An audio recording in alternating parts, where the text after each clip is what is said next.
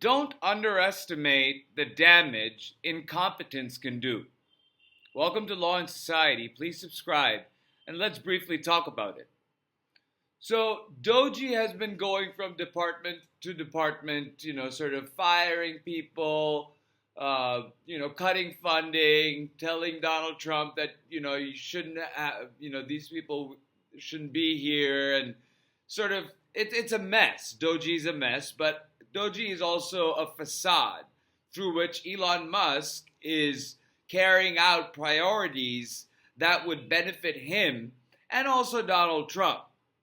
So first thing, he's gone after the regulations and he's gone after these regulatory authorities, trying to fire the inspectors general. Now he's going to fire the directors of these agencies, and slowly heading towards the Department of Defense, where Pete Hegseth, I guess, sent out an order saying that it is the goal of the Defense Department to do 5% layoffs every year for the next 5 years or something like that.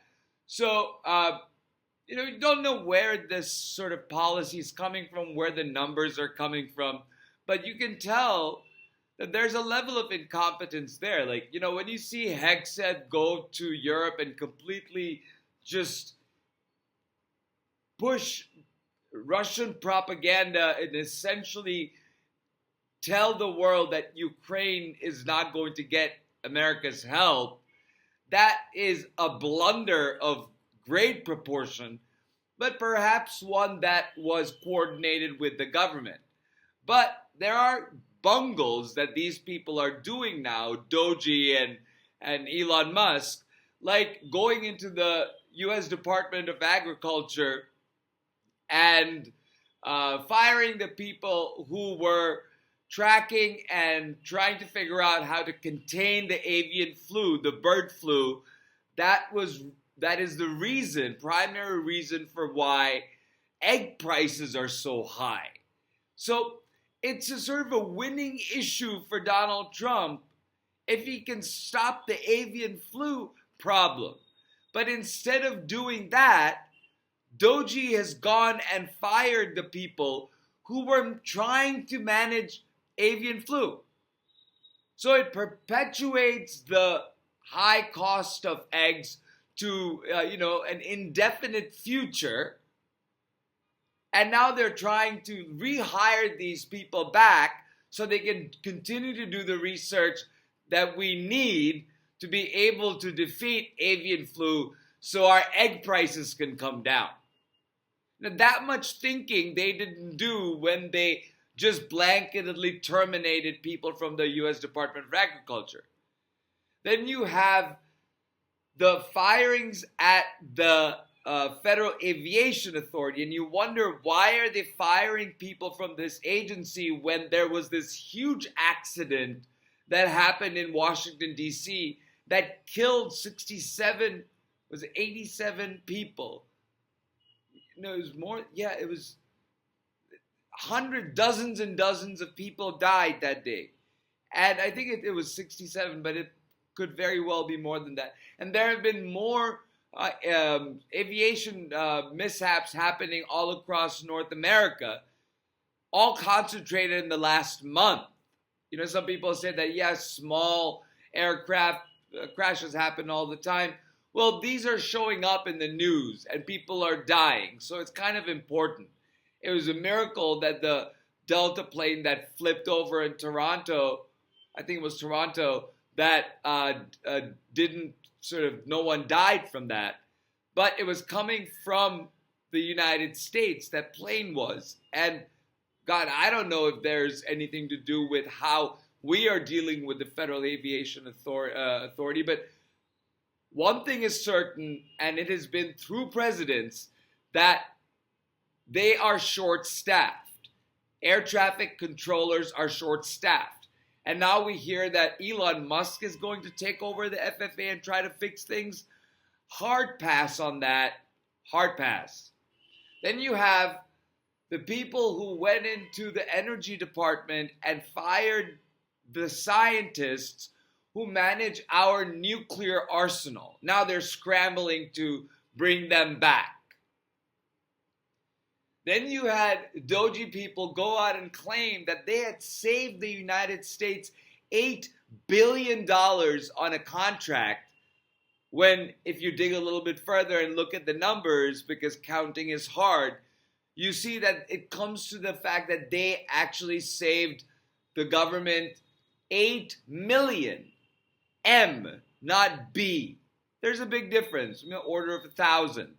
So, and then you have Doji canceling all subscriptions for Westlaw. Mind you, Westlaw is a company that is sort of an online legal dictionary.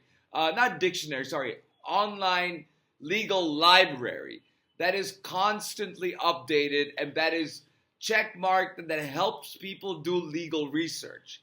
So if you cut out Westlaw subscriptions from the government lawyers have to go back to libraries, physical libraries, Library of Congress or other law libraries in the Washington D.C. area and all over the country for that matter, who will have to look at, those libraries instead of the Westlaw subscription that the government was paying so they could do their jobs.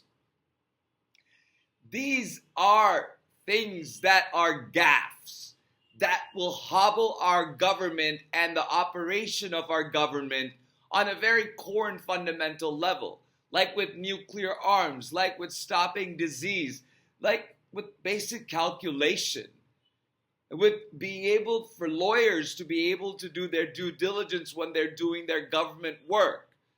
These things are being undercut, and they're being as quiet about it as possible, but the news keeps coming out, and I'm sure that we're going to see a lot more of this in the coming days. They haven't gotten to the Department of Defense yet, but Hegseth has already said that there will be cuts. Don't be surprised if they announce more cuts and then they put people on leave and firing generals and heads of departments and directors of agencies, a lot of them nominated and then confirmed by the Senate. If that can actually happen is a question of law that the judiciary has to answer. So I wanted to remind you that don't underestimate the damage that incompetence can do. Don't underestimate the danger that incompetence puts us in. Whether it be avian flu, bird flu, or the security and safety of our nuclear arsenal, or the readiness of our military. So be aware that this is happening, spread the word, and push representatives and senators, your representatives and senators, to speak out against these cuts. And if they're Republicans, do that even more. Keep calling them over and over. Plead with them. Ask them why they are not raising their voices. Remind them that you are the voter and you will be voting in the upcoming election. With that said, thank you so much for listening. Please subscribe and like, and I'll talk to you soon.